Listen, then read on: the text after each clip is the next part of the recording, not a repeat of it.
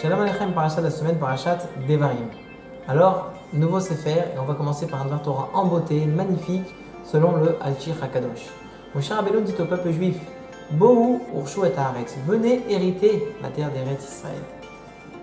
Ensuite après, c'est marqué, Echa esa levadi torachem umasachem verevechem. Moshe Rabbeinu reproche au Ben Israël, comment je peux encore supporter vos querelles, vos disputes? À présent, il faut mettre des dayanim, des juges, qui des rabbanim, qui sont là pour un petit peu gérer vos litiges, vos différents pécuniers, etc.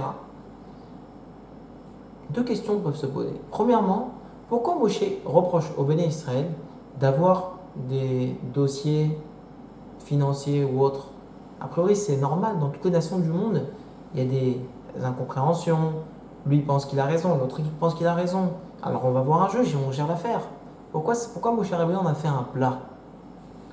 Deuxième question, y a-t-il un rapport entre les deux parties que j'ai citées précédemment, à savoir le fait que Moshe Rabbeinu leur dit « ça y est, maintenant vous allez rentrer en Eretz Israël » et la deuxième partie qui est « ça y est, j'en ai marre de vos querelles, vos disputes, maintenant il faut qu'il y ait des juges, des dayanim qui gèrent vos problèmes ». Y a-t-il un rapport entre ces deux sujets qui sont juxtaposés dans la Torah? Eh bien, écoutez ce commentaire qui répond aux deux questions. En réalité, c'est absolument normal que dans un peuple, il y ait des différends, il y ait des embrouilles, il y ait des histoires, et que ça doit se gérer, il n'y a pas de problème. C'est normal. Simplement, vous comprenez vous-même que si une personne, on lui apprend que du jour au lendemain, il est devenu multimilliardaire, il a gagné au loto, ça y est, il a de quoi nourrir sa famille jusqu'à la fin des générations. Ok? Est-ce que maintenant, on peut accepter que ce multimilliardaire continue à aller gérer ces petits problèmes financiers qu'il avait avec son voisin pour 100 ou 200 euros? Ça se comprend? Mais évidemment que non. Ça y est, tu es multimilliardaire. Qu'est-ce que tu fais une histoire maintenant pour des clopinettes? C'est rien pour toi ça maintenant. Ok, avant je peux comprendre, mais maintenant que tu as un nouvel état qui s'appelle multimilliardaire, ça y est, on ne peut pas accepter une situation pareille. Eh bien, mon cher Rabbeinu, c'est ce qu'il leur reproche au Israël. Ça y est, maintenant, vous avez la promesse que vous allez rentrer en Eretz Israël, cette terre que tout le monde désire tant, cette terre où coule le lait et le miel. Vous êtes multimilliardaire. Qu'est-ce que vous continuez à vous embrouiller et à avoir des différends entre vous? Ça y est, vous êtes réglé, vous êtes bien maintenant.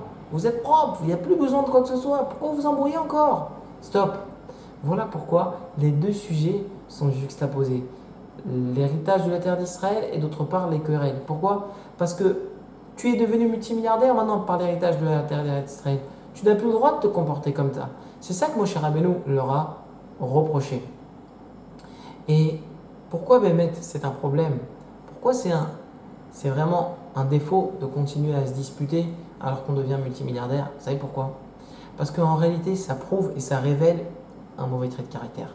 Ça prouve qu'en réalité, pourquoi on va voir le juge, pourquoi on essaye de résoudre un petit peu ces problèmes qu'on a avec le voisinage, qu'on a avec les amis ou quoi? Pourquoi? Ce n'est pas pour en réalité parce qu'on a envie de se battre pour obtenir les 100 ou 200 euros qu'on pense avoir, qui nous reviennent de droit. Non, c'est pas pour ça. La preuve, si c'était pour ça, du jour au lendemain, quand tu deviens multimilliardaire, tu n'as plus le droit de te battre pour eux. Si jamais tu continues à te battre, ça prouve qu'en réalité, ce que tu aimes, c'est le goût de la querelle, c'est le goût de la dispute, c'est le goût d'avoir raison à la fin, c'est le goût de la victoire. Donc ça prouve en réalité que tu cherches l'embrouille et tu cherches d'écraser l'autre et tu cherches à t'enorgueillir et gagner. C'est ça qu'on est en train de révéler ici. C'est ça qu'on a encore dévoilé. Donc voilà pourquoi Moshe Rabbeinu leur reproche. Ça ne révèle chez eux un problème. Donc du coup, mes chers amis, le message à tirer, c'est qu'il nous arrive parfois à avoir des différends avec nos amis, etc. La question, c'est combien investir de force, combien se battre pour aller obtenir le résultat. Tu as essayé, ça n'a pas marché. Combien tu vas te taper pour aller? D'accord? Eh bien, si au fond, si on continue et on se tape et on fait un plat pour n'importe quoi, ça prouve qu'en réalité, ce qu'on recherche, c'est le goût de la querelle, le goût de la victoire. Pourquoi? Parce que si vraiment c'est l'argent qu'on recherche à obtenir au fond, eh bien, on ferait du tri. Ça, c'est une grande somme, ça c'est une petite somme. Combien je vais investir de force, etc. Mais si tu te bats pour chaque petit dossier, etc., quitte à t'embrouiller et compagnie, ça prouve que ce que tu aimes, c'est le goût de la dispute et le goût de la victoire. Alors, la Bézat Hachem, qu'on soit mitrazek qu'on se renforce dans ce domaine et que par cela, nous voyons la reconstruction du Binyan Bet Hamikdash, Mimera, bienvenue, Amen, Shabbat Shalom.